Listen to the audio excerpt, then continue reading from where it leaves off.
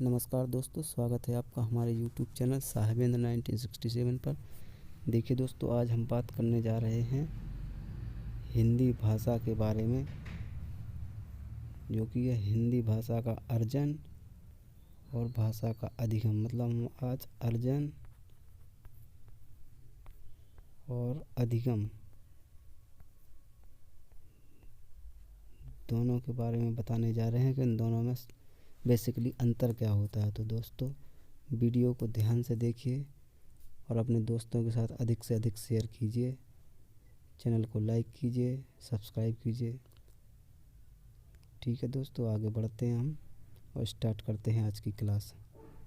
देखिए दोस्तों, यहाँ पे दिया गया है भाषा का अर्जन, भाषा का अधिगम। तो हम यहाँ पे देखते हैं भाषा का अर्जन, अर्जित करना या ग्रहण करना, मतलब किसी चीज़ को प्राप्त करना। यहाँ पर भाषा की बात की जा रही है, उसे कहते हैं हम अर्जन।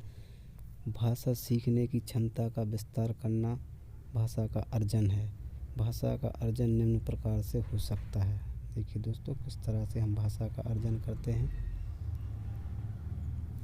तो दोस्तों, नंबर 1, यह विद्यालय से पूर्व होता है। यह सहज और स्वाभाविक होता है। हम अपने समाज से इसे यूं ही ग्रहण लेते हैं, मतलब अनुकरण द्वारा भी सीख लेते हैं हम इसको, और खेल खेल में भी सीख लेते हैं। एक प्रक्रिया है, यह मुक्त वातावरण से प्राप्त होती है। अनिश्चित परिस्थितियाँ होती हैं। परिवेश प्रभावशाली होता है। इसमें शिक्षण प्रशिक्षण का कार्य नहीं होता है। इसमें शिक्षक की कोई भी ज़रूरत नहीं होती है दोस्तों। इसे हम अपने घर परिवार में ही सीख लेते हैं, अर्जन कर लेते हैं। ठीक है दोस्तों, देखिए दोस्तों,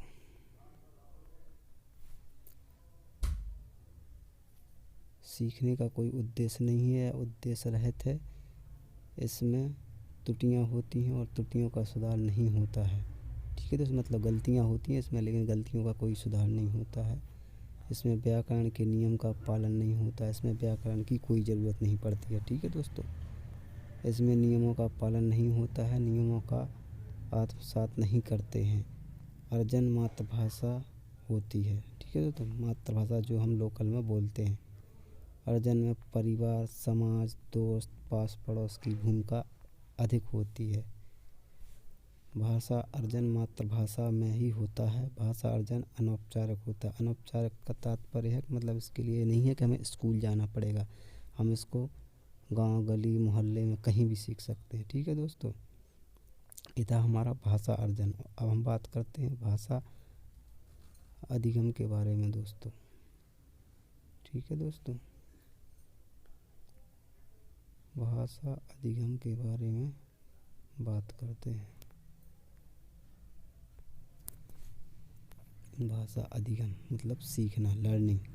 अनुभव एवं प्रशिक्षण द्वारा व्यवहार में परिवर्तन भाषा अधिगम कहलाता है। मतलब व्यवहार में परिवर्तन, वो भी स्थायी परिवर्तन, स्थायी परिवर्तन। ठीक है दोस्तों, भाषा अधिगम की निम्न विशेषताएं होती हैं। देखिए दोस्तों, भाषा अधिगम की क्या क्या विशेषताएं होती हैं। विद्यालय जाने पर होता है। यह एक पद्धति है, एक प्रयासपूर्ण होता है। इसमें निश्चित परिस्थितियाँ होती हैं। परिवेश प्रभावशाली एवं शिक्षण होता है। यह औपचारिक वातावरण की प्रक्रिया। औपचारिक मतलब इसे स्कूल में सीखा जाता है। इसमें व्याकरण के नियम का पालन होता है। अनुवाद का सहारा लिया जाता है दोस्तों। यह नियमों के साथ सीखा जाता है। इसमें नियम के साथ आत्मसात किया जाता है। उद्देश्यपूर्ण होता है, मतलब इसका कोई लक्ष्य होता है। ठीक है दोस्तों,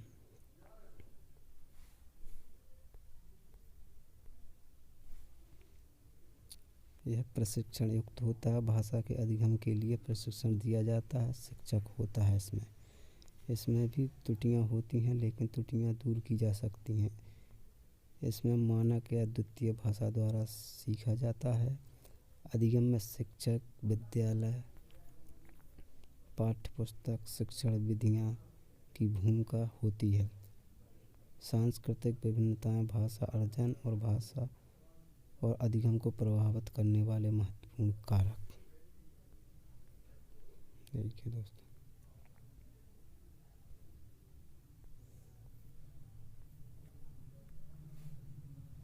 महत्वपूर्ण बिंदु। स्कूल जाने से पूर्व बच्चे अपनी मातृभाषा का प्रयोग जानते हैं। प्राथमिक स्तर पर शिक्षा का माध्यम बच्चों की मातृभाषा होनी चाहिए।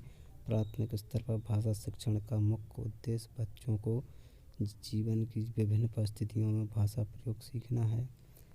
कक्षा में बच्चों को मातृभाषा की सदैव सम्मान देना चाहिए। मतलब बच्चों को कक्षा में मातृभाषा को सम्मान देना चाहिए। जो भी टीचर है उसे उसकी मातृभाषा में पढ़ाए। पहली कक्षा में प्रवेश लेने से पहले आमतौर पर बच्चे स्व अभिव्यक्ति जानते हैं।